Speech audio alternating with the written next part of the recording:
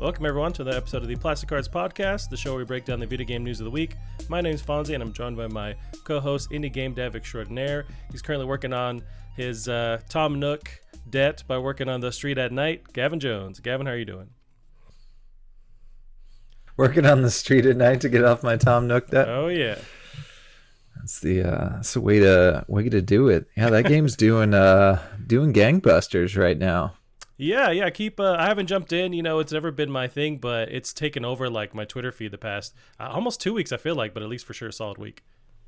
Yeah, I mean it's such time dispensed stuff that it's gonna, it may have came out at the same time as Doom Eternal, but zeitgeist wise, it's gonna be here for quite a bit longer. Except for in China though. So that's the did you see this? Did you hear about this? What's the deal? Yeah.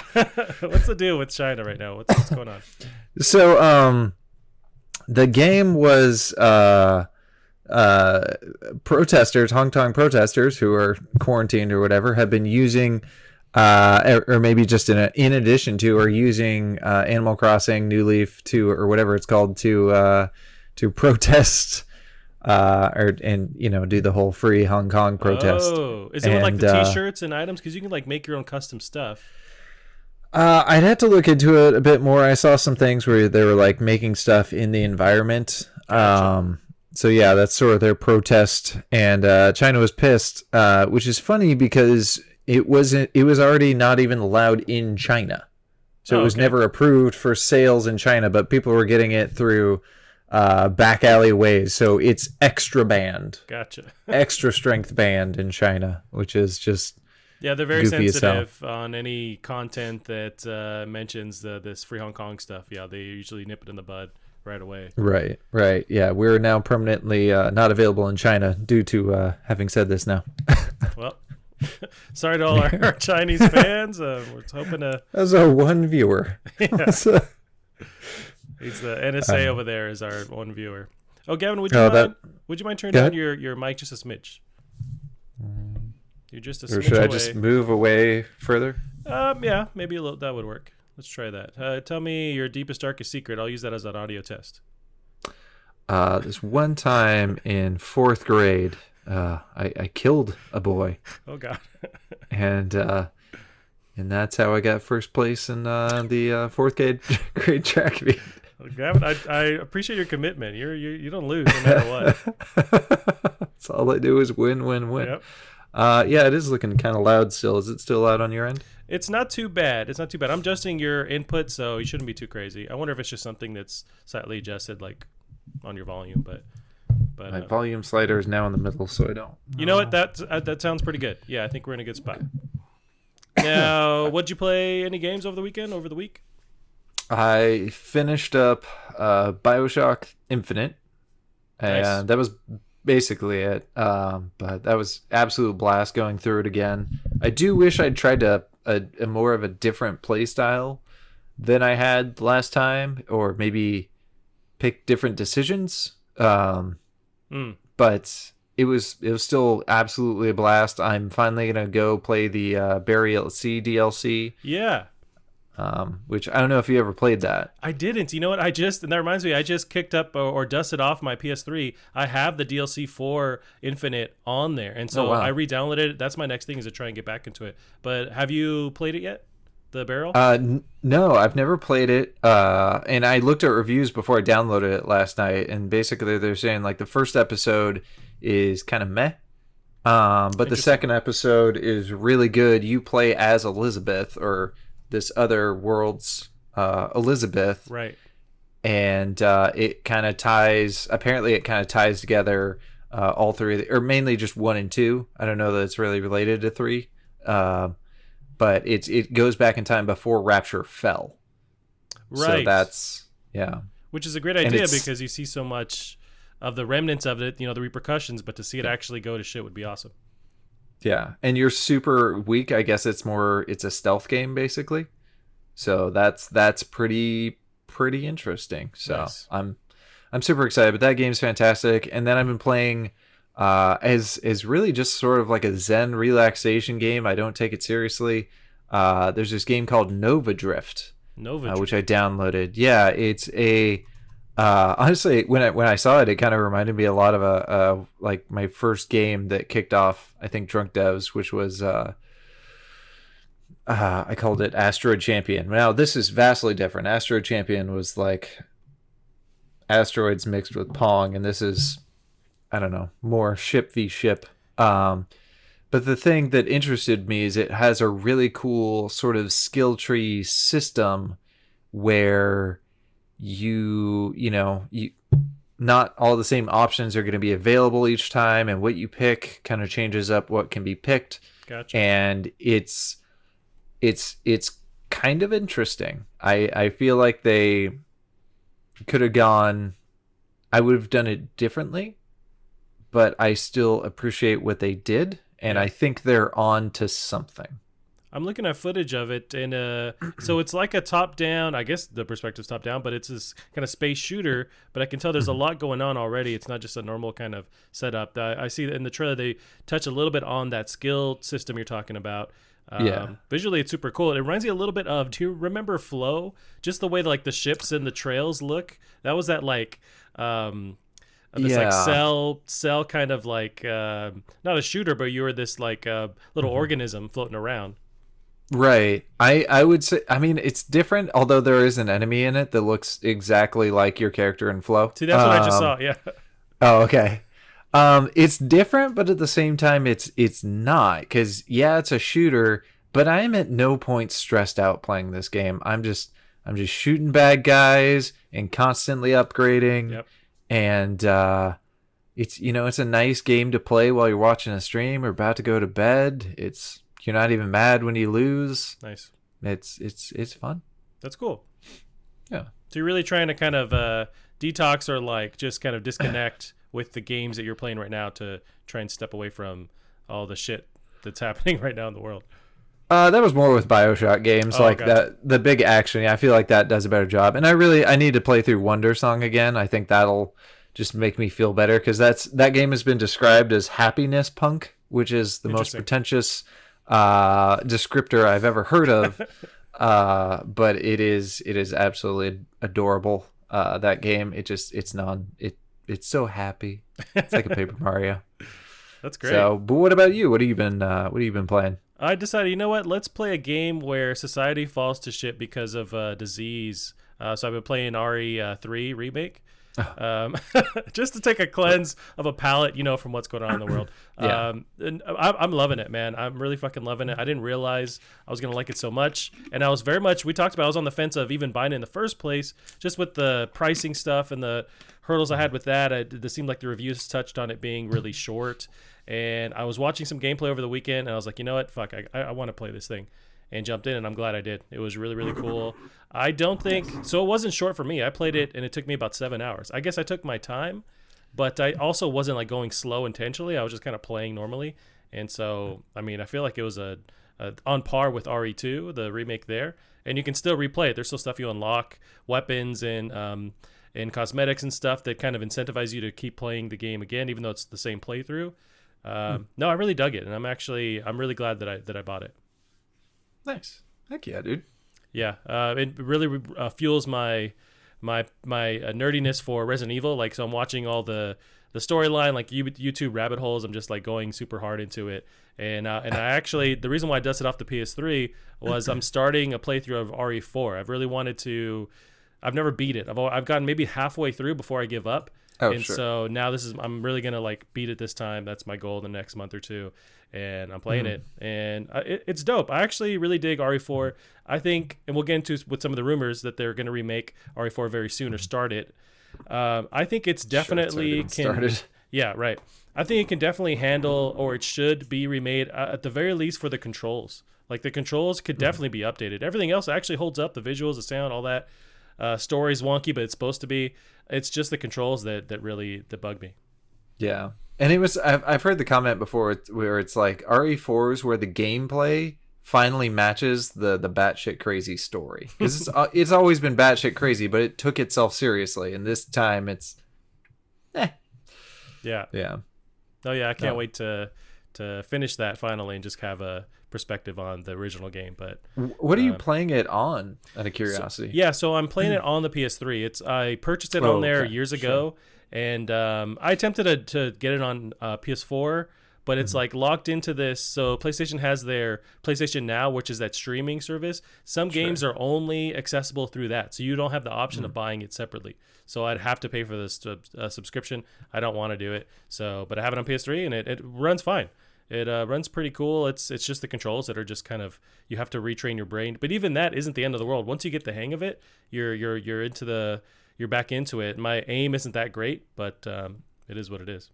Really though, you should be playing it on there's a particular console that it plays better than all other consoles. And do you know what that is? The Wii.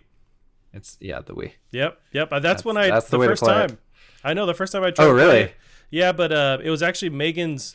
She had her family had a Wii. They didn't use it. I got to use it. I bought RE4 like online just to play it there. And then all of a sudden they're like, "Oh, we actually need to play our Wii again." So we gave it back to them. They never touched the thing, but so I have RE4 on Wii in my shelf. But I just haven't played it. But that's one I remember. My buddy, like, I've heard multiple accounts of this where people, like, their parents had it, like a Wii just for Wii Sports, right? And then just some of them got Resident Evil 4, and like a lot of people's non-gaming parents could play through Resident Evil 4. It's so fucking easy to aim with that pointer, so it's interesting. That's for sure. I'd be curious to see if does the Switch get any of that, or do they do that with the newer control? I mean, I think the PlayStation controller can still motion sense a little bit. I can't. Yeah, there isn't that option, but there is. It has that thing. You can implement it, but I don't think they ever did. I know the RE4 is on the Switch currently,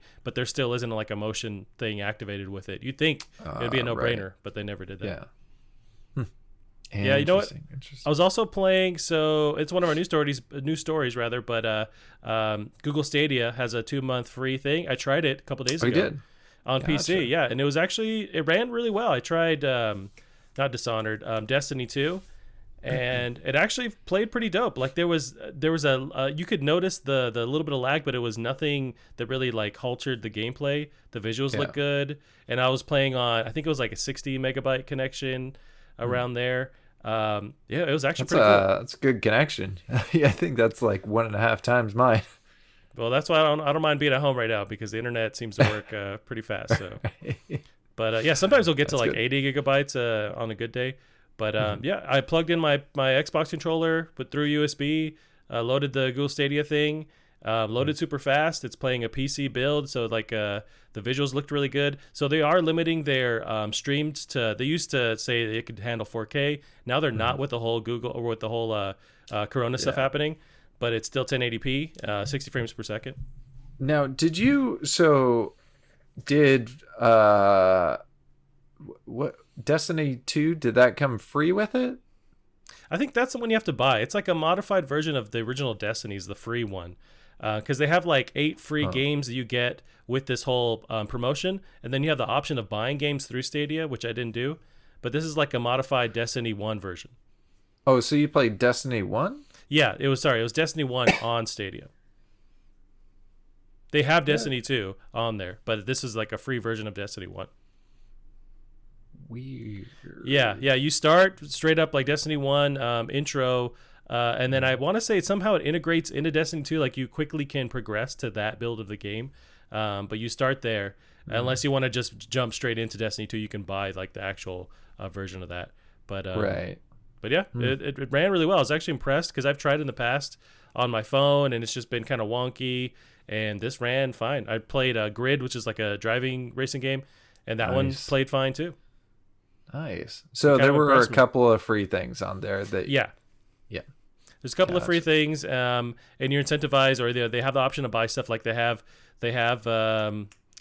Doom Eternal on there, but I just wasn't going to drop $60 to try to play it out. A worse version. Yeah, right. But I am super curious because it is a PC build. If it's running pretty fast, like that's for me, that's the ultimate test. Something like the speed of Doom, and so I really want to try it. I just don't want to pay for that. But yeah, I'd be curious to see how good the settings are. I know that was the thing that bugged me about NVIDIA Now is that everything was running on medium and these aren't super demanding games. So, right. Why don't I just play it on my PC? I don't.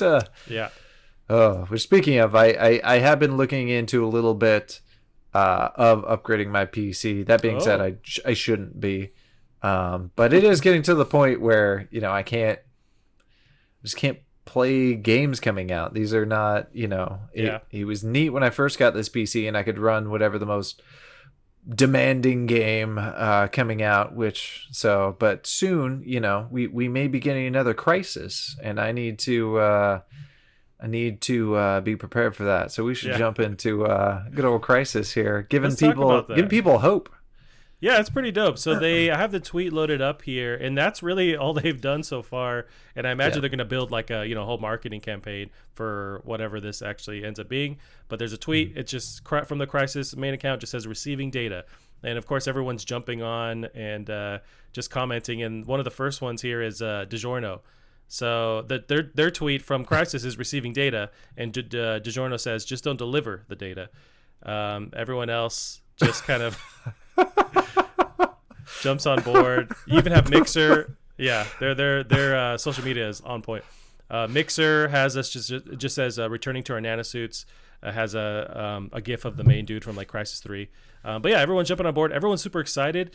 The actual tweet itself, they were fun games. Did you ever play Crysis? I never finished the first one. I think I jumped into the third randomly, but I always dug it. And they're synonymous with, when it came out, really benchmarking your PC. And like that mantra, that question, like, can it run Crysis, never went away. It seems like it's always been ingrained in us since then. I would still argue to this day, Crysis 1 through 3 look better than a lot of games that are out now. And it's a whole generation. Like, Crysis 3 was last gen. Right. Yeah, you're right. So, it was like, 360, PS3. That's when I played it, was on consoles, but yeah, for sure. Yeah. Yeah, I remember when I got my PC, loading up Crysis 3 and just seeing how far it could push my PC, and but they also they had some interesting tech with their textures that made everything super efficient, while at the same time you could go right up to something and it'd still look good. And I don't know if people aren't doing that anymore. It's interesting. Do you think we see just a remaster of the original 3, or do you think they actually are working on a new entry in the Crysis trilogy? I'm going with reboot. I don't know where the story is in these games, but it'd be interesting to see a reboot for sure. That's what I want. I think my question though is, do they drop the CryEngine? Because it doesn't feel to me like they tried to make it an actual, it was a first party engine, and then they tried to, have it be technical superior, and then eventually they were going to sell it, but no one really used it. And Unreal has integrated and incorporated like a lot of the unique stuff that Crytek had. I remember it was so cool when Crytek was one of the first engines that allowed you to be in the editor, and then you hit F5 and then boom, you're in the game. Like, it was it was definitely one of the first AAA games that people were playing and could do that. And that was such a absolute mind blow. They could play the game in the editor, pop back out, change things up a little bit, pop back in, and it was so quick. And me and my friends in college were just mess around, making all sorts of crazy levels. That's where I have my story about how we were playing multiplayer, and he'd built this big giant tower with elevators and tanks sitting all around it, and I was up in a tank. I think everyone else was dead, and I was in this tank, and I was looking for my buddy who I knew was in this spaceship thing, this Harrier, and was looking for him, and he pops up in his Harrier and clips me just off the top of this massive tower, and I'm spinning like 1,000,000 miles an hour, and I just had this glimpse of a moment where time just slowed down. It just slowed down right as my cursor went over him, and I knew, this is my moment. And I clicked and I got him with my tank spinning like 1,000,000 miles an hour. And I legit did it on purpose. I never have any cool MLG moments, but that was 100% on purpose. That was all me. That's dope. And that's all because of that crazy editor where you could just make batshit crazy stuff. And they brought that into the Far Cry games, which I know allowed them to build stuff faster. And now that's a very common thing. Like Unreal definitely has that built in. I don't know if Unity does. Probably. But yes, that live preview, and that was such a revolutionary thing. And that came from Crysis, along with a lot of other cool techniques. But that was a big one. Do you have any interest in them kind of just up-resing, remastering the original 3? Like, could that be a cool like bonus? Or I wonder if there's a lot of build and they end up just going, hey, it's coming to Switch, like original Crysis, like if that's what the end result is from this. It comes to Switch. I don't think it could still run it. But I mean, that's the thing, like up-resed. I mean, you could probably just load them up currently like on my PC and it'd still look competitive. So I don't know that's necessarily appropriate to do so, but I don't know. So that's why I'm saying remake or start from the beginning or reboot. There we go, reboot. Gotcha. But like an actual new entry with a newer revised engine and that kind of thing. Yeah. That'd be dope. I would love to see these two, because now I picture these two titans clashing with whatever the next entry is in Doom Eternal, and then Crysis, like these huge juggernauts for PC players, like seeing them clash, like who can pull out the best graphics and the best gameplay. I want to live in that future where we now have to debate, these two next gen games coming out. It'll be interesting to see. There's so many techniques that have come out. Like I remember Crysis had. At the time, it had the really good screen space ambient occlusion, and when I was watching that video on, it's what adds like slight shadowing, so it would do like shadowing into like little small cracks and crevices, and makes things look more realistic.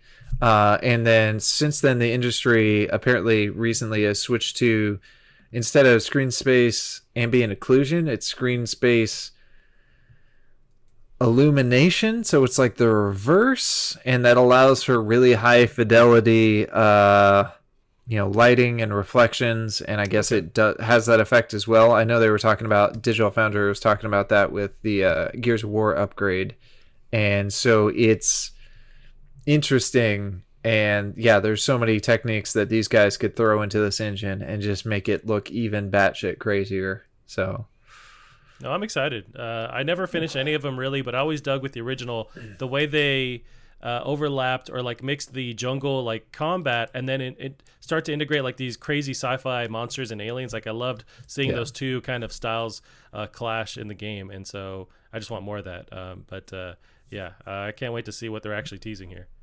I think one more thing I would say on it too is back in the day, those I don't think anyone has developed better looking heads than they had back in the day with Crysis. And part of that was a cool piece of technique that would really, the closer you got, the more polygons that would be there. It had that tech where you could like go through the ears and through cartilage, and they had this crazy tech. So even back in the day when no one could pull it off, they had almost photorealistic looking heads. Like it's stupid good, still better than most anything today. So I don't even like it. Just look like photorealistic heads. I feel like if they do this again, it's gonna be really strange. Whatever they do. Yeah, I'm hoping that they really have been working on this engine behind the scenes and are prepared to blow everyone away. I'm really excited for what they actually show off. This could be awesome. Yeah. Nice. It's gonna be nuts. It's gonna be nuts. Well, I can't wait.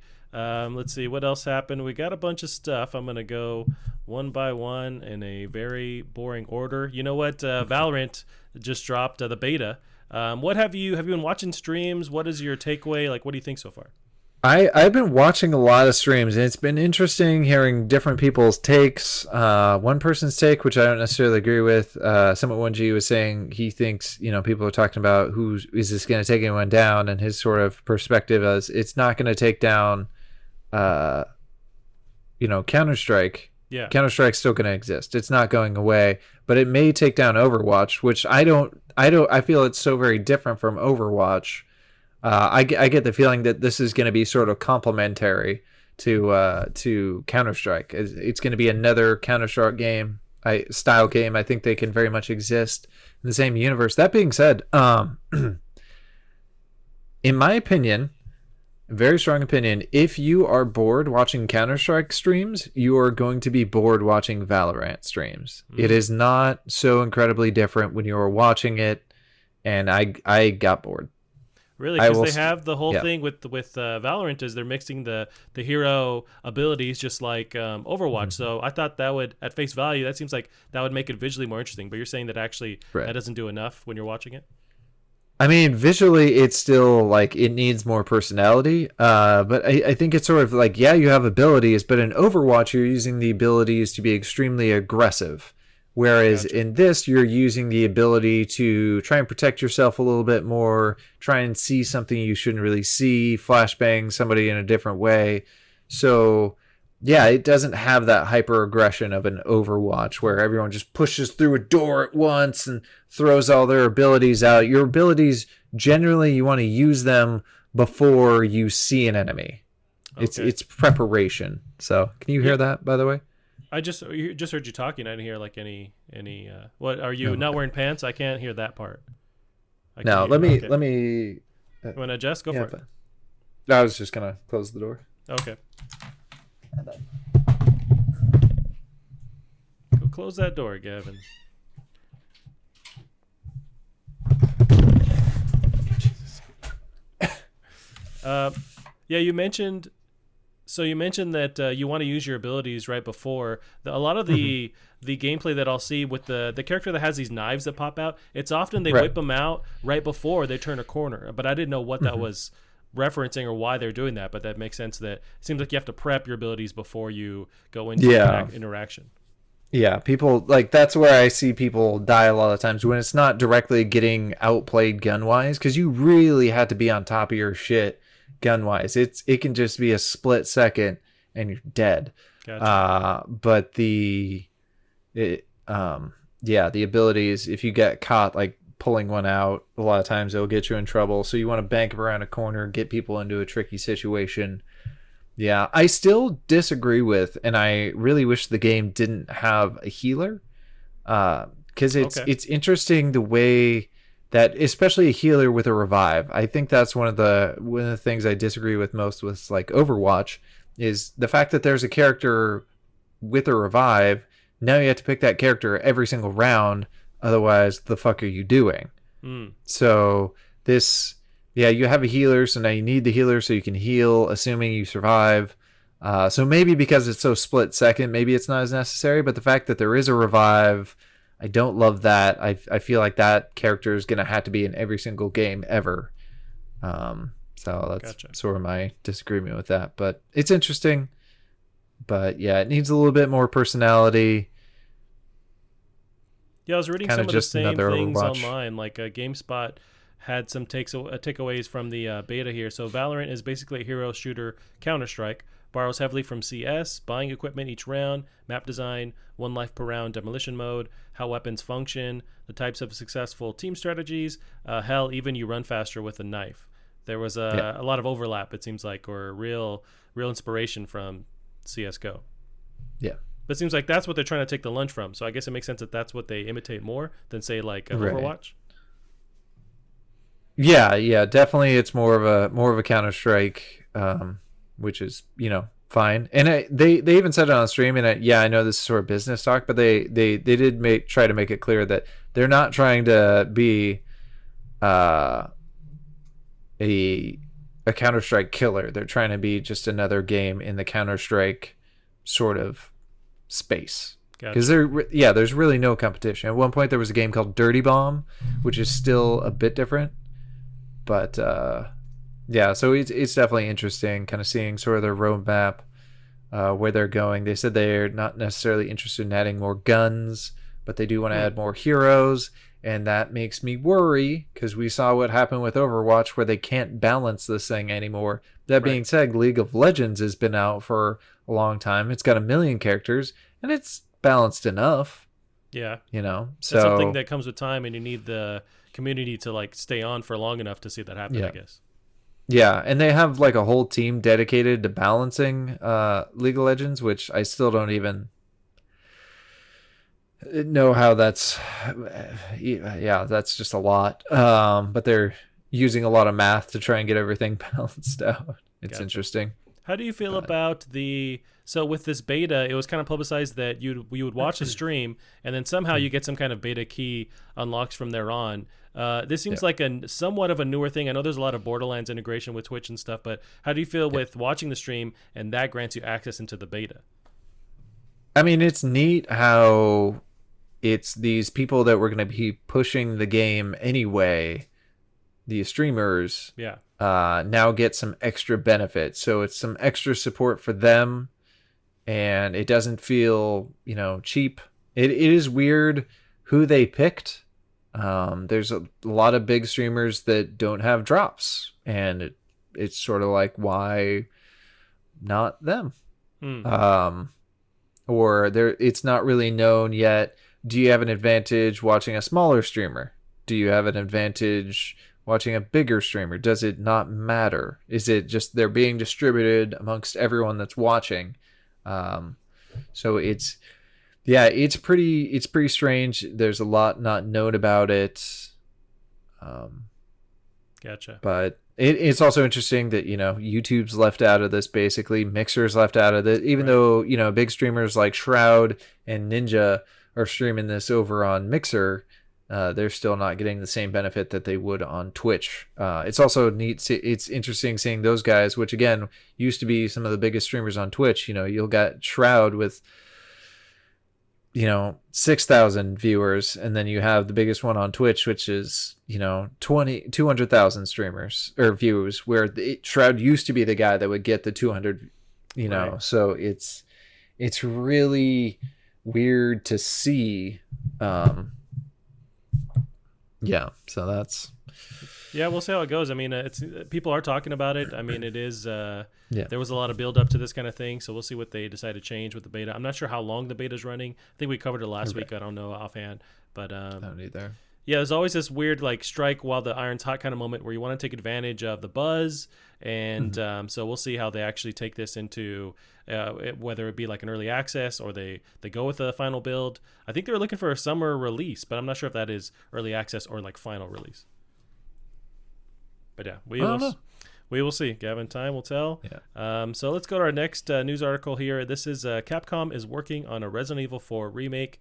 This one I'm pretty stoked for. So Andy Robinson of VGC.com writes, Capcom has greenlit a Resident Evil 4 remake. Following its reimaginings of Resident Evil 2 and 3, multiple development sources have told VGC that Resident Evil 4 Remake has now entered full production with an estimated release window in 2022.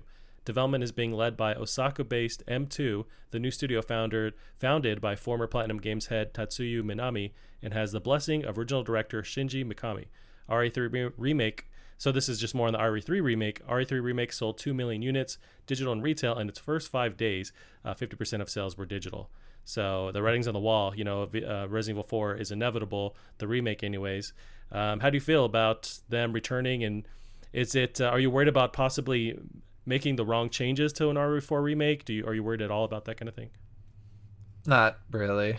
I mean, they got to keep the spirit of RE4 alive. I'm not. Yeah, I think they'll be fine. It's probably honestly hard to fuck that game up. And that being said, do they stop after this one though? Because who out there is chanting for an RE5? You know what? That might be the one that needs it the most. I mean, it kind of released in this, and it got a bad rap when it came out. Maybe they can make it a better game. I mean, RE6 is fucked. You can't really change that one. But RE5 might have the most potential to turn into a way better game. But that being said, I never played RE5. I just heard there's a lot of mixed reviews out there, especially coming off the hype of RE4. But I just feel like that might actually need the remake treatment more than all of them. We talked about how I'm playing RE4 I want to actually finish it for the first time. I would really love them to, in this remake, you can really overhaul that movement system. Man, that needs some work. But you can still make it scary. I think a lot of the criticism was, okay, you make the movement more efficient or more updated, and then you lose some of that moodiness, that fear of moving around, but just kind of limit the ammo, and you can do different tweaks to gameplay to still make you terrified. Yeah. I mean, if they are going to update the movement system, which I have no reason to think they won't, that was part of the fear factor. Yeah, you still had tank controls in RE4, and that that made things scary. It was hard to get away properly. So if they're gonna get rid of that, I'm guessing they even improve the movement a little bit more. I think they really have to make the bad guys that much more terrifying. They have to make their AI that much smarter, using more tactics. Like that, there's that moment at the very beginning of the game where you're kind of trapped in a house and you're trying to board things up and get yourself protected, and the enemy's using really smart AI to try and get at you, and it only maybe does that maybe one more time throughout the game. I don't even know if it does do that again, but that was such a big promise for the AI in that. So yeah, give us more moments where we're really dealing with this really smart AI that's using really smart tactics, and I think that you can improve the controls drastically if you just give us a bigger challenge. So I think you're right. Yeah, that's one thing that it would be really cool to see them actually implement some just better AI, just like you're saying, where that's where you can add the terror. Yeah, you have this full range of your camera, but good luck, because now these zombies, quote unquote, are actually going to seek you out. And the last two remakes, the last two ones anyways, you're still dealing with like traditional zombies with the way they shuffle around to give you a chance. Like in RE4, it's just these people infected with that Plagas stuff, so they still have enough intelligence to move around, to throw weapons, to flank you. Like they should really lean heavily into that. I'll be curious to see if they still have the scaling difficulty in it. That was behind the scenes, right? That was like they didn't tell people about that. Yeah, but now people just know that's in the game. So are they still gonna do that? That'll be curious to see. You know what? I wonder, as I'm playing it, I'm horrible with actually getting my shots on point. So the game seems to be I feel like it's giving me more ammo, but I don't know if that's part of its scaling difficulty. It notices that I'm terrible at shooting, so it gives me more ammo because of that. That'd be pretty dope if that's what's going on. And if I'm actually hitting my marks and hitting headshots, then it gives me less ammo. That'd be really neat. The game gives a lot of ammo in general. Gotcha. So I'd give yourself a little bit of credit. It's really probably the first Resident Evil where you don't have to give two shits about your ammo. You're always going to have ammo for at least one of your guns, if not the one you want. So gotcha. Nice. So you're not upset at all. Some of the takes online were just very angrily about, it doesn't need to be remade. It's a perfect game, which I'm not saying it's not. It's just that's inevitable that with 15 years now, more than that, past this game, we're going to innovate on movement and on, at the very least, on visuals. Like you can make this game look super dope and keep everything the same, and it would already look better. So why not kind of adjust? But you definitely don't want to tinker too much. But I was never looking at this as a negative, especially since the last two remakes, they knocked him out of the park. Ooh, what if they add more destructible environments? There you go. And then the enemies can use that. See, let's get some of that. They could. Oh, yeah. So, I mean, I'm stoked. I even thought, like, originally I was just going to wait till this thing inevitably came out, but I'm just going to actually go through and play the original for RE4, and then I will have some perspective on that remake. Yeah, it'll be interesting. I don't know. I have good feelings. I don't know why. I wouldn't call it a perfect game by any stretch of any margin. It was a game. When's the last time you played it all the way?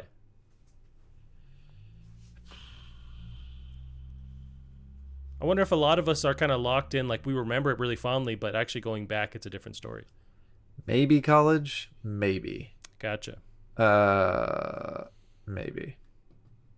And I don't know. I definitely played in high school when it came out. I've probably beaten it at least twice, maybe thrice. I don't know. I'm not a big game replayer.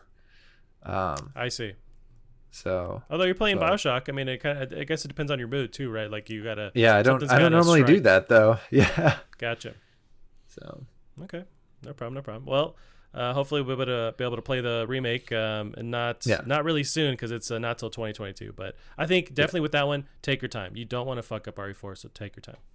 Yeah, absolutely. Yeah. I was going to segue, speaking of fucking things up, let's talk about this PS5 controller. So the Dualsense was revealed. Of course, that's a dramatic entry. I'm actually pretty positive about it, but it is different. Oh, okay. Now, let's go through some of the... So you have the image I sent you. I'm sure you can Google it too. What do you think first... Okay, you haven't seen it. Okay. No, I have seen it. Oh, gotcha. I thought you said you haven't. Yeah. What's your gut reaction seeing this newer controller here? It's fine. It's fine. Yeah.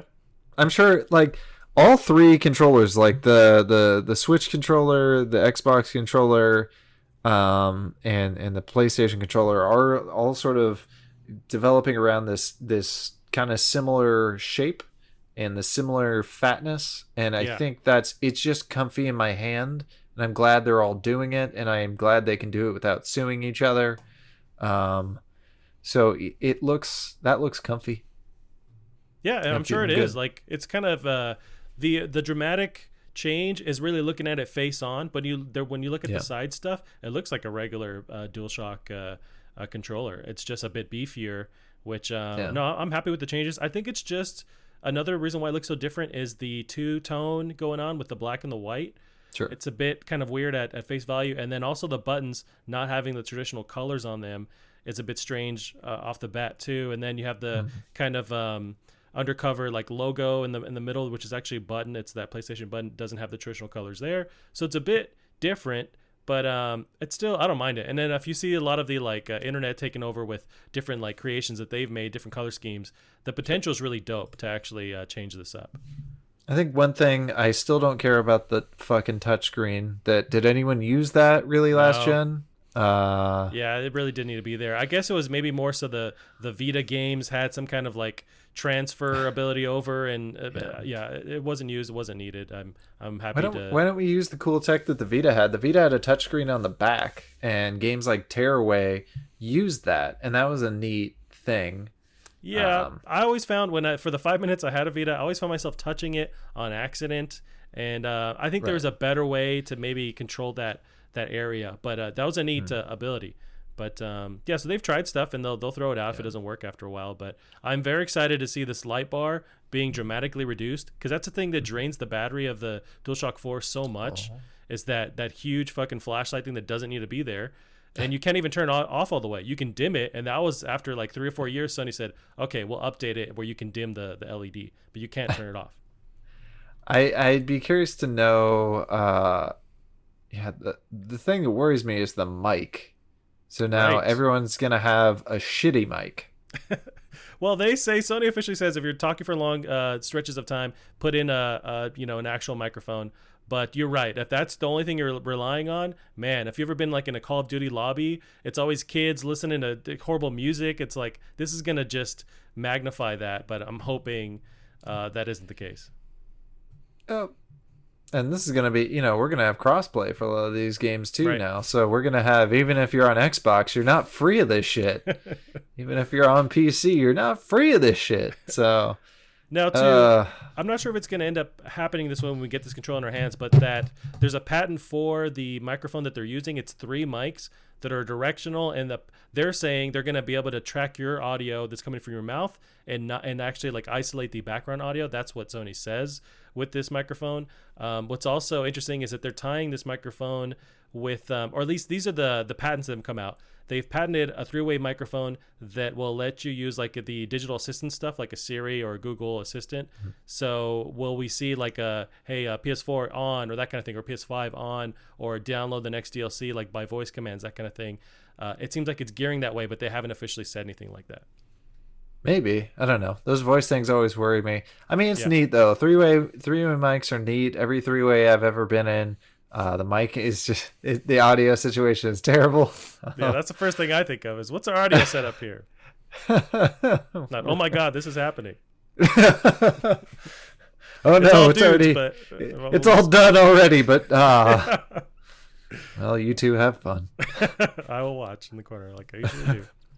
Crying. Yeah, Gavin. So, I mean, some other takeaways from this. We talked about the microphone, the light bars being reduced. There was still an audio jack. The triggers are, they're the haptic feedback triggers. The line they keep giving is as you pull a bow back, you can feel that tension, or like driving through mud, you can feel like resistance. So, it makes me nervous. I feel like if anything's going to wear out, because you can't really, like, your rumble in your controller, you can't fight back against that. You can't. There actually was a company that had like a stick. It was a really neat setup how it was a stick that could resist your push, which would feel really cool. When you actually look at it, it's like, oh, duh, that's how they made it. but you'd like walk up to a wall and then all of a sudden your stick would go back. Yeah. But the issue is you're going to wear out your motors. So with these haptic feedback triggers, that's going to be the first thing to go. So that's got me nervous. Rumble, especially like the newer Xbox controllers, that's one of their big brags is they have more places for more rumble. They have more rumble capabilities. So the rumble feels fantastic in the new Xbox controller. That's really all I want in this. Like, I think even the Xbox One X controllers have like rumble in the sticks, which is weird. Dang. So I'm gonna sit on that on accident next time and see what happens and see what have a party going. I'm also thinking, so now when I look at one of my DualShock 4 controllers, it's see-through, so you can see that like janky motor flipping around, and that's how it makes the vibration. So, but I'm thinking of also the Switch has that HD rumble thing going on, and it's more of an efficient, like limited rumble. Can they implement something like that where it's just like not an archaic motor spinning around, but something that just vibrates to kind of create and make it more battery efficient of a vibration? Is that not how the Wii causes? How would you cause vibration without a spinny thing? I don't know. I can't. The Switch does it because the Switch controllers are super tiny, so I don't think there's anything spinning in there.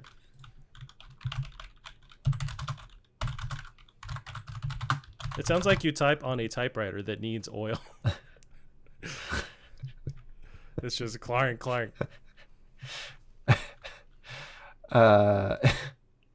And or a lawnmower that you start, rumble. And that's where you press each button.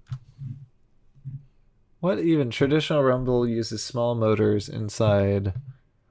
Right, but it's just Joy-Cons like the use linear resonant actuator, so like it goes back and forth as opposed to spinning. I don't know. Or like cell phones. There's cell phones that have that limited vibration ability. If you just get a bunch of those, then you can potentially put vibration anywhere, and it could be more efficient. One large motor, two slightly smaller ones like the X-Bone.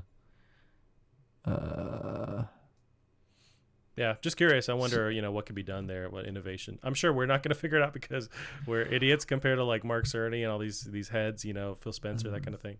Well, somebody here in this thread suggesting that the Xbox One X has the same thing, and this just has it in smaller controllers, but I don't know how true that is.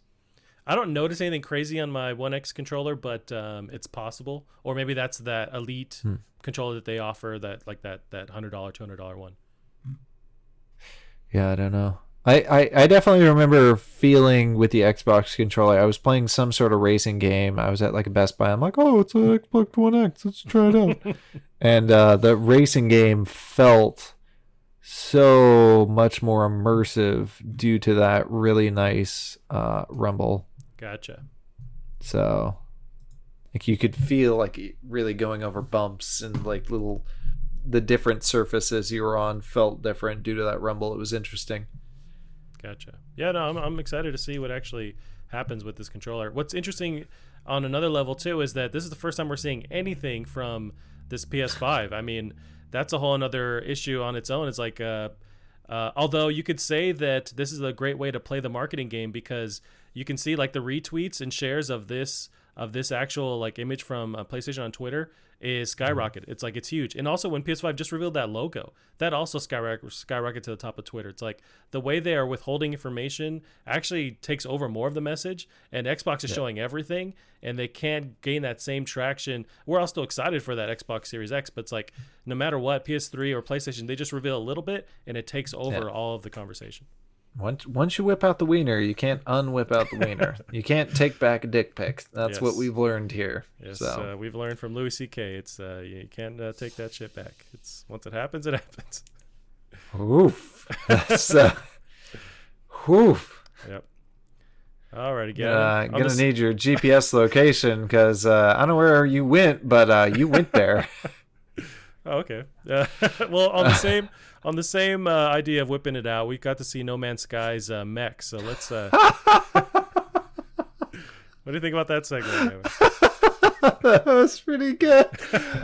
Well, have you seen this trailer? It's pretty dope. I know you just started playing. Yeah, you sent it to me, or nice. Maybe I looked it up. I can't remember. Yeah, it looks pretty sweet. Not No idea. I think, yeah, we were talking about this where, like, I don't know where the fuck they're going with this game. I don't know when it ends. When does it, like, does this eventually become, what's that other stupid ambitious space game that costs like $1 billion? Citizen Kane or Cyber Citizen, something like that. Star Citizen. There you go. Yeah. Something like that. Yeah, like, does this eventually become a super low budget, vibrant color Star Citizen? You know what? You've already I think that's fine. If you're going to compare those two, if they keep doing this, then then go for it. But with Star Citizen, that was like crowdfunded, and that's where it gets a little bit gross and weird because it's a game that's never fully done and keeps asking for more money. But No Man's Sky, you buy this thing once, and they just keep adding content.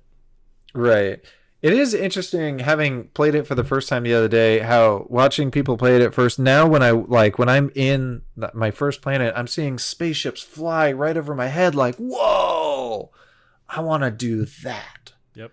And then seeing like people flying in a swarm. It's surprising how alive everything feels. I know all of it's AI, but there's that possibility now of it not being AI. It's really weird feeling, and just it actually feels more lived in and not so lonely like it did with the other one. So it's neat. It's dope that they keep supporting this game. I don't know what you're right. It's a good point. I don't know what the end goal or where this game keeps going. I guess you just dedicate a small enough team to where Hello Games they can keep just developing whatever they want, especially with that newer smaller game that's coming out, and you can keep. I think that's what they're doing. Gotcha. I think they have a dedicated team. I think eventually they need to start charging money for No Man's Sky again. That being said, when I look on the Steam charts, anytime it goes on sale, and they'll put out an update, they'll put it on sale, gangbusters. It's top sellers again. I don't know if people that, refunded it all those years ago are unrefunding, or, they're buying it again, they're enjoying it again. It's going to be interesting. I hope their new game is fun. Be curious to see. At this point, we know nothing. Maybe that's their plan now. We're just not making promises anymore. We're done making promises. I want to you will get a game. I want to say there's a date on that game, but I forget about it. They talked more about it on Xbox had a Game Pass kind of like mobile event where they've been doing that, and I know they gave some more information on it, but I just don't know exactly what they said, and I'm trying to Google it in the time frame. But no, that's good. And I was always wondering in the back of my mind, what's the transition out of No Man's Sky into what they want to do in the future, and that's the next hurdle. But I think they're doing that beautifully, where they're adding all this free content, and it distances them from the original horrible release, and they can start to gain trust and develop another game, and they can kind of squash everything.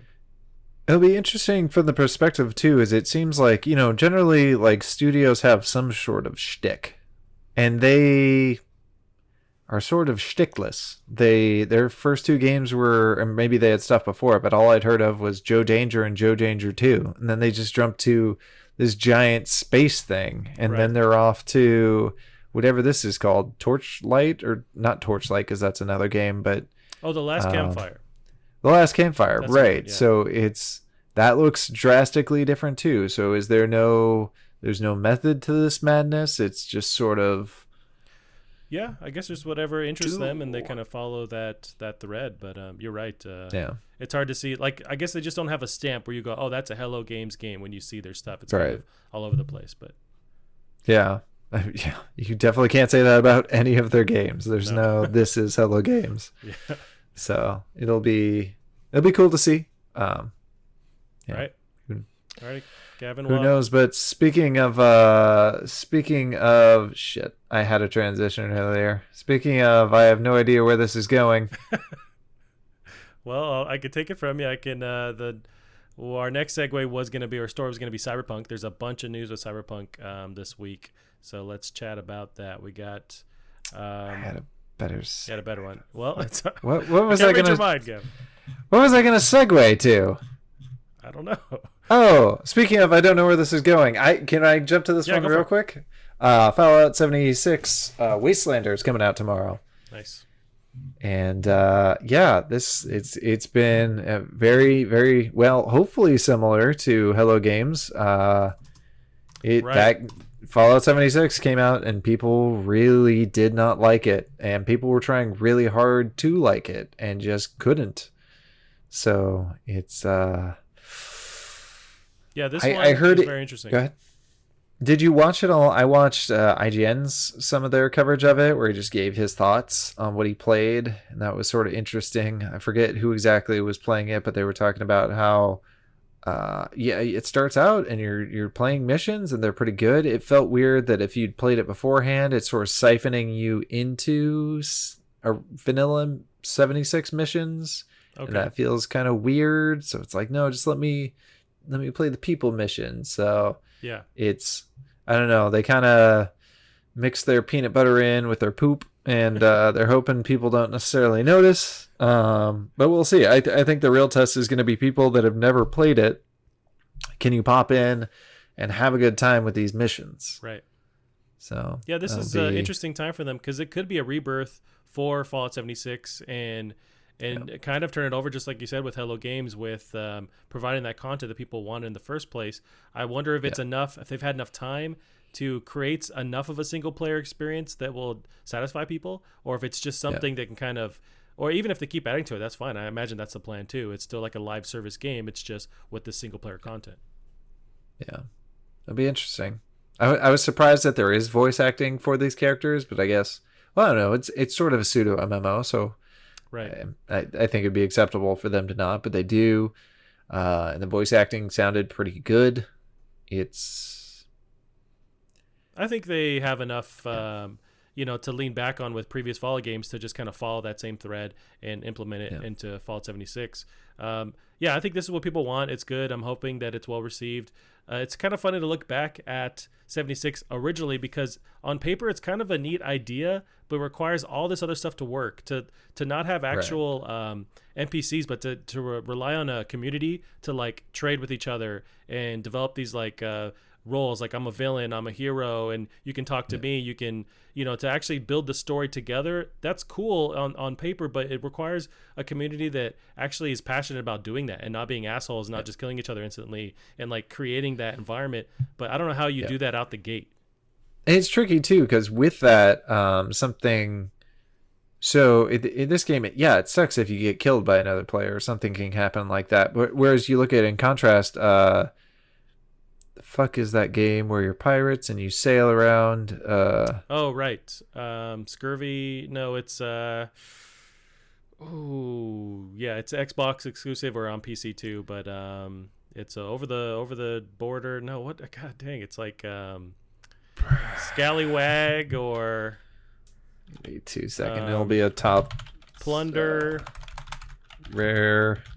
No Man's Pirate Ship. Games Pirate. It is Rare for sure. Yeah. God dang. What is that? Sea of Thieves. Jesus Christ. Sea of Thieves. So Sea of Thieves, where like you have, you can kind of go around and you can gank or you can go on missions, and it works really well as that live sort of a live service game, or that pseudo MMO. But at the end of the day, nothing really matters. If you gank me a bunch of times, like, I lose my shit, which, maybe I worked for 2 hours on, but that's it. It's all I lost. And so it's interesting seeing with these games how you can really affect it. I don't know how you could, how you compare this to a Destiny or something. I've never really been into these live service games. Even like when I played Division, I still wasn't that into that aspect of it. I just kind of wanted to play a shooter. So it'll be interesting to see, how this really does survive as a live service game. Yeah, and it seems like they're leaning more into what people wanted was more of a traditional Fallout game. But it's kind of like looking back, I feel like they could have created something cool and unique, and I get what they wanted to do, but it's just so difficult to do that, to rely on actual players to kind of build the story and make it enough where other players want to jump in and experience in that story. It's almost like you needed to trust like these expert players to craft a story and always stay as those characters like live in the game, like depend on them. But it's tough, but it's a neat idea. Well, there were interesting things. Like, do you remember the Deathclaw maze? No, like in the original Fallouts or in the in Fallout 76, there was this guy who was tricking newer players into going into this maze that he would lock behind them, and there was a death claw in there, and it was really pretty funny. So there was some That's interesting awesome. stuff. It could be, it could be the Fallout, it could be the Animal Crossing of Fallout games where people have their camps and they're setting them up nice so people can come visit. Right. Maybe you could work something out like that, but no, I don't know. Yeah, it's tough to nail, but I appreciate what they're trying to do. But yeah, it seems like just lean more into Fallout. And of course, I can't wait till like the next actual mainline Fallout. It's going to be so long. Yeah. I'm hoping they really overhaul that engine too, because you can't keep, or unless they completely. I'm not saying they're not going to. They're just not.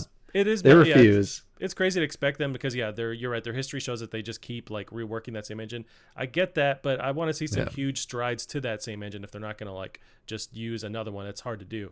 So I want to hopefully see some like crazy efficiency with that engine and taking advantage of next gen. And they're going to have to with that Starscream or whatever the fuck they're calling that new one. That's going to have to be Starfield. Starfield. There you go. An amazing next gen kind of thing across the board. So they can't mess that up.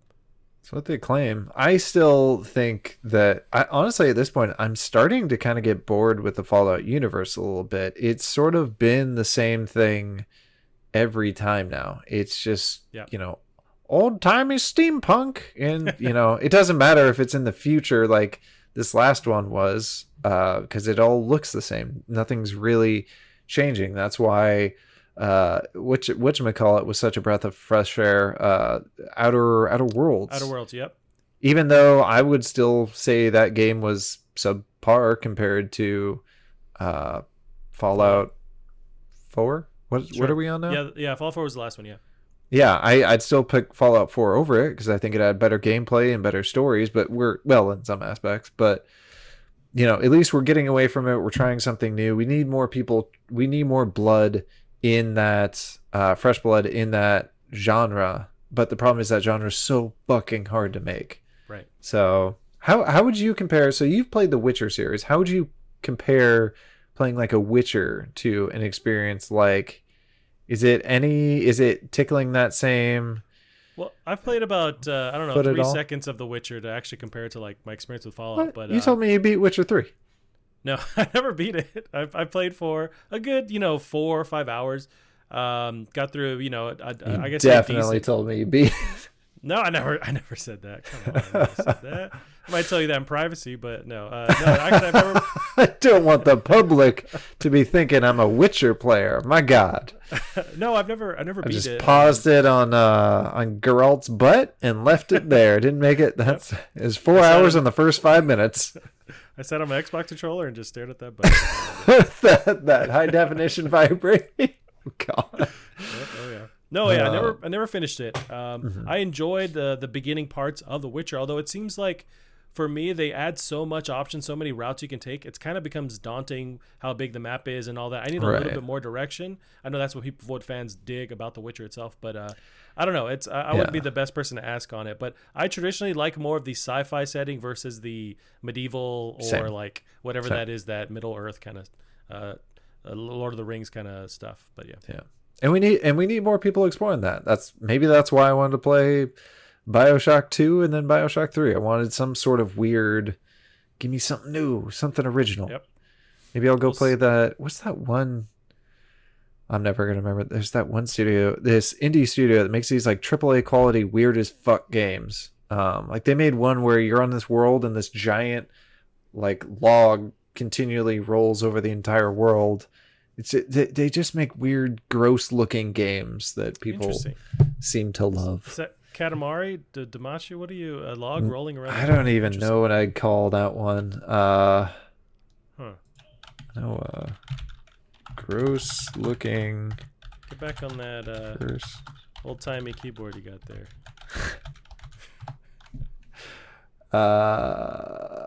Xenoclash. Yeah, so like the guys that make Xenoclash... I don't know if you've ever seen that. Maybe I need to play me some. Is this it? Oh yeah, those games are so gross looking. Jesus Christ. Ugh. They just like that whole studio has this. That's a Regan endorsement there. They know. They fucking know. I want to say it's like two brothers that like work on this art style, and they love it, and it's this weird fucking Ace Team. What was the new one? Oh, they made Rock of Ages. How strange is that? The Eternal Cylinder. So the planet has this thing called the Eternal Cylinder, which rolls over. Oh, it's not even out yet. I thought it was out. But it rolls over the whole planet and just resets everything every time it goes around. It's so... God, these guys... Just the grossest looking games. Well, Gavin, on the note of The Witcher and kind of comparing sci-fi stuff, let's talk about CD Projekt Red. So they're released some more news about Cyberpunk 2077, and there's just some more stuff to bite onto with this game. I'm super stoked. It seems like across the main thing is that they're saying where they're going to meet that September date for the release, which is a big sigh of relief to everyone else. But some of the details here are from gamesindustry.biz. So CD Projekt Red Cyberpunk 2077 in complete form, further delays unlikely. So in a call with investors discussing the company's 2019 financial results, Senior Vice President of Business Development Michael Nowakowski said that the game is already in a complete form. Currently, he said the studio was using the remaining months to polish Cyberpunk 2077, fixing bugs, work on its Day Zero patch, as well as ensure it passes certification. Gotta have that Day Zero patch. Yep. You can't just play games anymore. You gotta install them and then install once more. Well, one of the things they said that was going to help them avoid delaying is that some of the audio isn't done, but they're going to have voice actors work on it from home, and they can just add it for this Day Zero, Day One patch. So some of that is part of that. But you're right. It's also an industry thing where it's like the game still ships with these mandatory updates. But so piggybacking on that, well, let's break that down. So it's good to see that Cyberpunk 77 or 2077 is still on board for this fall time release. I was very nervous, seeing such a big game like The Last of Us 2, having to take more time or having to avoid the whole Corona stuff. That's good to hear that CD Projekt Red is still on track. I think we may have mentioned it, but they're in a country that I don't think got hit very hard. Where is CD Projekt? You're gonna make fun of my keyboard again. CD. It's like Sweden or Norway. It's one of those, but yeah, you're right. Yeah, I think they got Nova Scotia. Polish. There you go. Yeah, so Poland. Oh shit! It got actually hit. I think our state, Washington State, as a whole, has been hit harder than them. Gotcha. 'Cause, yeah, they have almost 7,000 cases, almost 500 recovered, 245 deaths, which I think we're at. What are we at? 275. So yeah, I think they have vending machines apparently that'll sell masks. Wow, they're on top of it. That's pretty neat. I don't know how big their population is. Yeah, I think it's like 20 people, and they all know each other. It's like somehow 7,000 people have gotten corona out of 20 people. But yeah, so I think that's definitely an advantage they have. But yeah, that's again, the world needs this game. God, can you imagine if it comes out and it's terrible? Oof. It's definitely a possibility. I don't see how, knowing their track record. I mean, if anything, maybe it doesn't run very well, like just mechanically or engine-wise. Maybe that's a possibility. But although if that doesn't, then it really just kind of throws everything else out with it for sure. But I had fears with the driving. I felt like that was an unnecessary way for it for the engine to have to like load everything with such high fidelity so quickly if you're driving. Maybe it's controlled scenes where you're driving. That makes more sense. But it's such a beautiful game, what they're trying to do. Yep. Let me walk slowly so you can load stuff. I'm glad. Just let me give me for some reason why I have to drive a rascal scooter, and that's how you get around. That's totally fine. As if you need help loading stuff in the background, go for it. Yeah, I mean, there was that Harry Potter game that did that, where when you're going a little bit too fast for it to load, you go from a run to a walk. But I Harry think has to tie his shoes for some reason. And then he gets back to it. That would be great. Harry sees a girl he has a crush on and has to walk with a book in front of him until time has passed. It's more realistic, but yeah. I remember I was talking to apparently a lot of women don't know about the trick guys were using in middle school with the book in front. So that makes my middle school self feel better. Yeah, because you're convinced when it happens, like, oh, they're looking directly at everyone knows. Exactly. Yeah, everyone knows. But no, I think, well, it does worry me from the perspective of I played Deus Ex Mankind. It was like the first one of the new Deus Ex games. Yeah. I didn't like that gameplay. And I got lost in the city, couldn't find where I was going, got into like a mandatory stealth section, couldn't fucking get through it stealthy. I reset it like 30 times, probably more. So that, to me, that gameplay felt icky. And I don't know if it improved with the next game, or I want to say there was only one more, but it was supposed to be super good. Yeah. So yeah, I hope that gameplay feels good. Well, you remember the trailers they put out? I mean, the shooting aspect of it seemed really chaotic and nuts, and there's somewhat limited like destructibility with through walls, so you can just like blast through it and kind of get someone around the corner. I'm trusting that they are really trying something different with the gameplay, with these mechanics compared to Witcher. They've built this game up so much, like I want to say they understand that they can't fuck it up and can't release it unless it's ready to go. And I would also trust CD Projekt Red, just like Rockstar, to be like, you know what, it's not ready. We're gonna wait. Like, I would trust them to just not be beholden to everyone like everyone else is, and just keep pushing this game if they need to. I mean, there could also be the case of like, yeah, it's so big it kind of collapses under its own weight. So, and it's definitely possible. But with the Witcher games, that's how they always kind of rub me that direction. But I know they were still received really well. People love them. So maybe it was just something for me. But I don't know. I'm very interested in them taking this route versus The Witcher. I'm hoping that it's awesome. But you're right. We never know until we get our hands on it. Yeah. Nice. Well, there was a little bit of tidbit of news with their plans for next gen. So one of the things Xbox Series X talked about with the smart delivery was the ability to just kind of like upgrade it instantly with no matter what version of a game you're playing in theory. And CD Projekt Red said that they were going to support that. So they kind of explained a little bit more on their plans. So this is from Digital Trends. Aaron Mamet writes, next gen version of Cyberpunk 2077 will take time, says CD Projekt Red. CD Projekt Red clarified that the next-gen version of Cyberpunk will not roll out alongside the Xbox Series X and PS5 when the consoles are released later this year. CD Projekt SVP of Business Development Michael Nowakowski said players who buy Cyberpunk 2077 will be able to run the game on the upcoming console right away. However, when it comes to a proper full-blown next-gen version, that's going to come later. We haven't announced when, and I don't have a new comment here on that, said Nowakowski. In a statement to Video Games Chronicle, CD Projekt Red clarified that the proper full-blown next-gen version that Nowakowski referred to was previously announced Xbox Series X upgrade and not a re-release for Microsoft's new console. Meanwhile, things are silent for the game's PlayStation 5 version, so it looks like if an upgraded Cyberpunk 2077 will also roll out for Sony's new console, it will likewise take some time. There's no official announcement coming from PlayStation on the next-gen release of that. Also, just a little to round out all this stuff, CD Projekt Red President Adam Kaczynski is quoted as saying that for Cyberpunk 2077, there will be no less DLC than The Witcher 3 had. So some hopeful, if we didn't get enough of Cyberpunk 2077, which I'm sure we won't, there's going to be more DLC planned that's at least the size of The Witcher stuff.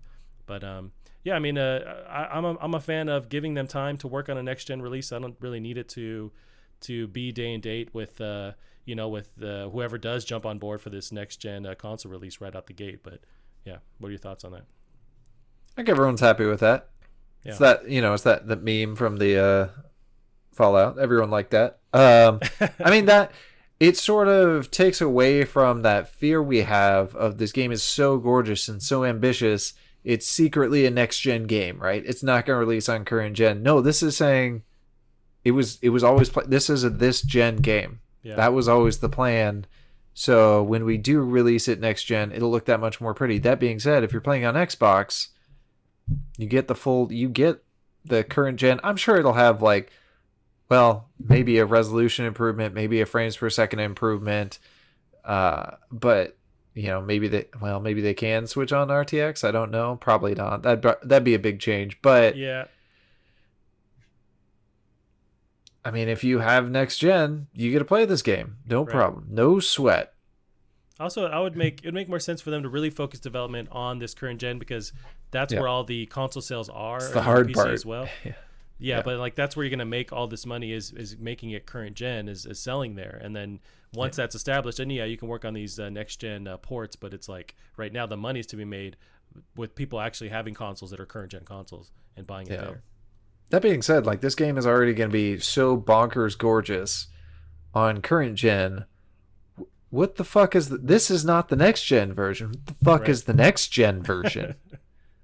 Although you say that, and I don't doubt that, but if you dust off like an old Xbox One X, like a launch one, or no, Xbox One launch, like the huge VCR shaped ones, trying to load this on that, or like just a standard PS4, I think it's gonna have a hard fucking time. It's still gonna run, but it's like I think this is this last. It's gonna chug, and it could, and that's the shitty thing about staggering out those consoles like they did, splitting up. Are there 2 premium versions of the Xbox? Currently, there's one. There's the One X, which is the upgraded one. You know what? There's another wrinkle. The Xbox One S has slightly better performance, and then there's the standard Xbox One with the PlayStation 4 and then PS4 Pro. They never did it in between there, but yeah, you're right. That still frustrates me. Yeah. I hear you. So let's round out some of these news stories, Gavin. We got Borderlands 3 can help scientists with actual research. So quickly, this is from Kotaku. Ian Walker writes, Borderlands 3 now includes a special minigame that lets you contribute to real-world scientific research while earning in-game rewards. Borderlands science can be found in the infirmary of Sanctuary 3, the spaceship that acts as the game's hub area. While it may look like a standard puzzle, Borderlands science actually contributes to scientific research. By simply completing levels in the minigame, you'll help correct millions of small computer errors that arise as scientists try to map the microbiome of the human gut. This will lead to a better understanding of the human body, which in turn benefits research like conditions like obesity, diabetes, and even depression. Not interested in helping humanity, you say? Borderlands science has something for you too. Completing levels will net you new heads and skins for your Vault Hunters, as well as special coins that can be purchased limited time buffs like boosted experience, better loot drops, increased damage, and more. So how do you feel about that game? Have you jumped into this? Have you been watching any of this? I didn't know about it. I wonder if it's sort of like that whole folding thing they had on PlayStation that allowed them to just brute force and I'm pretty sure that's what it is. This is probably just some brute force split amongst millions of gamers, assuming people actually play it. And if that's the case, I don't see why you can't have it like secretly running in the background. Oh sure.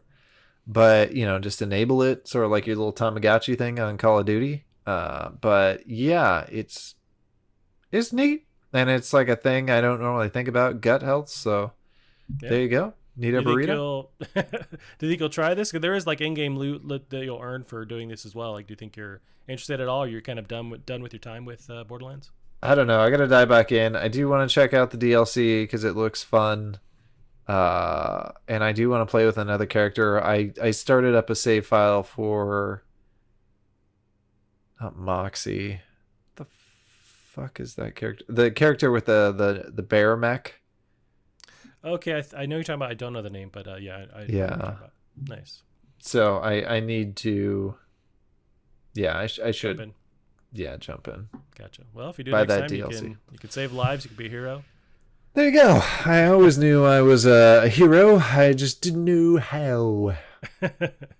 Well, Gavin, our last story here just quickly is it can get boring, I imagine, but I did find this interesting. It's ESRB introduces a new label to indicate that a game has loot boxes. Jay Peters. Oh, and they're back to reviewing too, which they stopped reviewing due to coronavirus. And now they're back at it, which I thought was sort of weird because if you watch that behind the scenes footage of them and their process, I don't know why the fuck they need to go to an office. At the time, it's just people emailing them footage saying, hey, this is what we think our game would be rated. And you go, okay, does it have this, this, and this? And they're like, oh, well, yeah, it does. It's like, well, it'd be rated this. It's like, okay, that's fair. Well, thanks. Like, it's not, it seems like the video game industry is sort of helping rate itself and monitor itself. So it doesn't. I think you're right. We're all going to experience this with Corona where a lot of stuff can be done from home and we're going to realize that. And on the business level, I'm sure they'll realize it's possibly cheaper to do it in the first place too. So just work from home. But yeah, you're right. I know that was an issue with delaying games as well. Was it going to be an issue with getting rated by the SRB? Is that going to add more time to your development time or release time with them not being able to do it? But I didn't realize that they're back on track. That's good. Yeah, they're back doing it. So that was an issue one. But yeah, loot boxes. So yeah, they're trying damn time. I know you're a big fan of loot boxes, but before let's get your take on. Let's get the details. So I love entertainment, can't entertainment get software. Yes, the Entertainment Software Rating Board (ESRB), which is the organization that rates the content of video games, announced a new label today to indicate that a game will offer in-game purchases of loot boxes or similar types of items that provide a player with randomized rewards. Quote, this new interactive element, in-game purchases, includes random items, will be assigned to any game that contains in-game offers to purchase digital goods or premiums with real-world currency. Loot boxes have come under heavy criticism for resembling gambling by hooking gamers and children into spending real money in the hope of acquiring sought-after in-game items. Resembling gambling? It's a fucking digital scratch ticket. It is, and I think the industry is really, they were already from the get-go. I feel like there's a lot of attention to, hey, we need to kind of monitor this, adjust this, and we're seeing this now reaction to that. Yeah, that's no complaints there, Gavin. I know you love loot boxes, but no, I've always been a huge, I've always had some disdain for loot boxes. That being said, I did enjoy the loot boxes in my recent playthrough of BioShock Infinite, which you don't really think of that game as having loot boxes, but that's how your equipment works. You find these little blue boxes, and they will randomly give you a piece of equipment, whether a hat, a vest, or some footwear. And really, those are just stat boosts.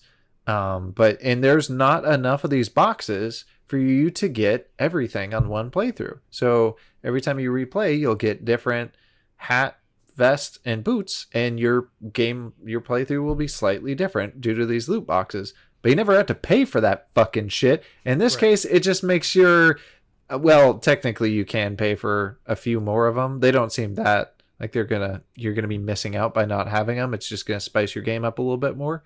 But that was a delightful use in the way that affected my gameplay. But I wasn't paying for it. I wasn't experiencing less game because of it. That being said, I also make it a huge point. I made it to 100 loot boxes in Overwatch and only opened one, and that was by accident. My goal was to play Overwatch and then just enjoy it for itself and not its skins, and I was able to do that thoroughly. Once I got past 100, I think I got to 120. Because once I got there, I realized like, oh, really, I am just playing this for the gameplay. I don't give a shit about the skins. So it's, but I also like to play games and try and get as much, especially when they have these loot boxes. I like to just resist that, especially if it's free to play. That being said, League of Legends probably got like $120 out of me at least, but I got thousands. Probably got 1,000 hours out of League of Legends. So fuck it. It can have $120. Right. And that's the thing. That's part of the debate or this issue as well. Is like you can do it in a way that is understanding of the player, like giving the player enough option where they can totally avoid it and not predatory. Like I really appreciate when games, when studios, when devs do that. But that's interesting with BioShock Infinite. You're right. They're basically implementing the same kind of thing. It's just all in-game currency and stuff that you earn through the game. But that's definitely. Do you think there's a way they could do that where it could be where you pay with real dollars? Like, is there a way to make that a line they could toe where it's still not predatory? Is that possible? Not really. Gotcha. It's anytime you have boxes where you could be at a disadvantage, or you want these. It's weird how skins have become a cultural thing. Like I read this article and they talk about how a big thing like emotes when they did that Marshmallow concert. Like people don't think about that as being predatory.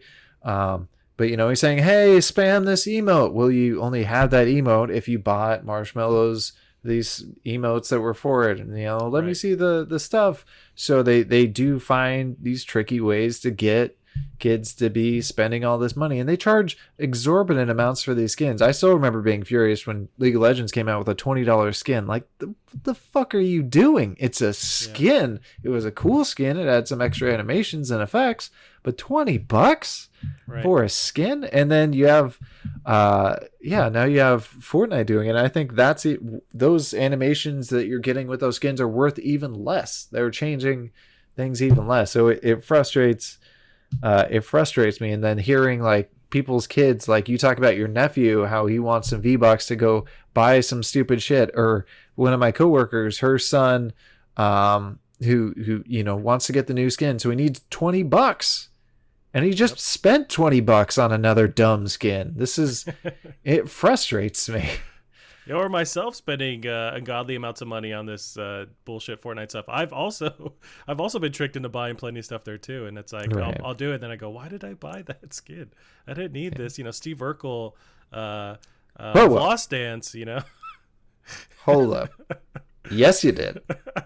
See, that's the thing. They can nail it. But that's all you need. You can stop right there. If I was playing Fortnite, I'd try and get the Raven skin, and then I'm done. Even though that's like the oldest skin in the game, I just give me the Raven skin and I'm done. That's my soul. That's the epitome of me.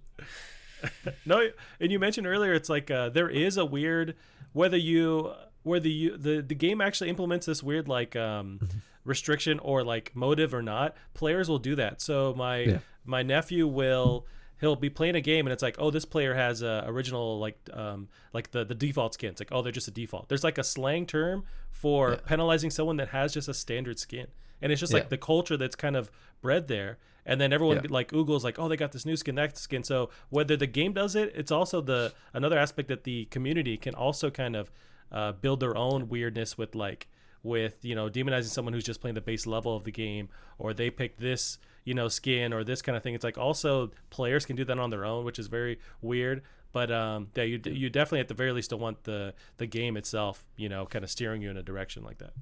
Yeah.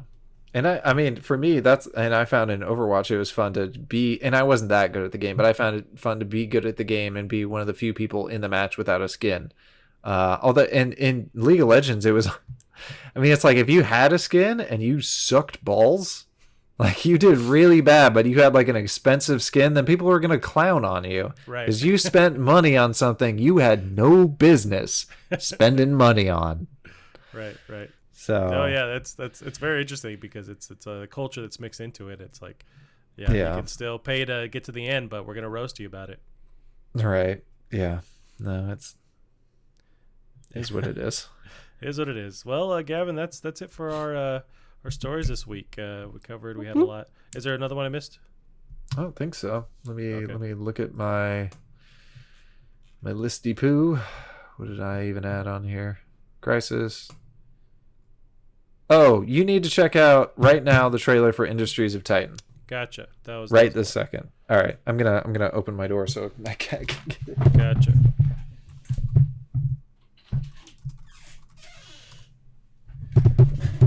Just in case but this is launching tomorrow. Oh wow! And okay. I think you would like this, but yet again, this is. Go ahead. Gotcha. I have the trailer going. Yes, I'm gonna check it out. Okay, made by the wonderful Ryan Clark, absolute gentleman and a scholar. Already, I can tell the city building aspect to it, so I'm already on board. Yeah. I'm a huge nerd for this stuff. You know I got you. Although when it gets too complex, I start to show how much of an idiot I am, and I tap out. So I'm hoping they balance the like approachable aspect of this kind of thing. Yeah, I wonder how much, like, it seems like there's there's certainly an amount of defense in it.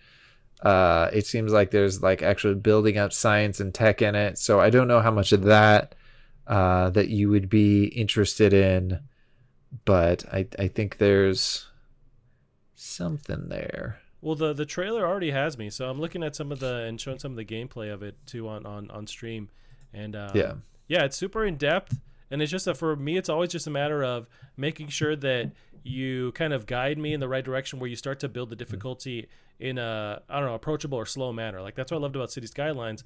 You kind of get the basic rundown, and then they start to add more and more overlaying, complexities that it's not daunting. Like you could start to, and then eventually you're doing all this juggling at once, and you're used to it. You don't realize it. So I don't mind getting to that point. It's just a matter of making sure it doesn't burn me out right out the gate. Yeah. But I love. I don't know if you have a system to play this on. By the way, this guy, the artist for this game, this is his first time ever working on a game. He was just a guy on Twitter, or maybe it was Reddit, and he had this voxel software. So he was making all this voxel art. Everything in that game whatever Industries of Titan, that's all voxel art. Wow. So yeah, he was just making voxel art. He made these really cool things, and Ryan was just like, "Hey man, how'd you like to work on this game?" And so they made it so it was possible to import that voxel art into the engine, and it just you almost can't tell. I didn't notice until I watched a small thing on it. So you're right. You mentioned that, and I'm watching a stream where they're playing it, and they zoom in, and then you can start to tell when it's up close some of the voxel angles to all the geometry and stuff. And then, but I didn't realize that from afar. No, it looks super dope. You're right. It's on PC, and I don't know if my laptop can play it without lighting on fire. But is that all it's on? I mean, I'm seeing a PC version of this, but it might be right out the gate on PC. I'm assuming, and then eventually, usually a console releases, further in time, but eventually City Skyline came to console, so I'm hopeful that this does. I don't know how well this would. Yeah, but this is definitely a passion project. There's a moth in here that's trying to attack my light. I really don't know how much he even cares about making money on this one, because he probably does, because he one of the things he's known for is he's extremely business savvy, and he actually has a show called the Clark Tank where he analyzes Steam, what's trending, what's not trending. It's super interesting. To sort of get the business side of his brain. He'll talk about games that are coming out, how he thinks they'll do. He's been very successful with his productions, so we'll see. Maybe to me this looks like just he made the game that he wanted to make, but he certainly knows more. I mean, we live in the time we talked about Paradox Entertainment, the people that make City Skyline. Yeah, not publisher. Make, but publisher. Yeah, it's a game for everyone is a game for no one, and so this is a game very specific. So right, you got to scratch a certain itch, and I dig hearing this is all great bullet points, because I mean, any dev that's actually doing something that is a passion project versus something that would maybe be more appealing to a mass audience, I want to play what they want to actually create. So no, that sounds really, really dope. Yeah. Nice. Well, hopefully I can play this game. So you got me hooked on something that I might not be able to actually ingest. So I'm hoping that I can play it. It's true. Oh, is it just early access tomorrow? It could be. Yeah. I'm looking at just at a TwitchCon stream of them playing it, but it looks so very much PC at face value that I wonder if I wouldn't doubt that it's also just straight to stream to Steam rather, early access. Early access April 14th.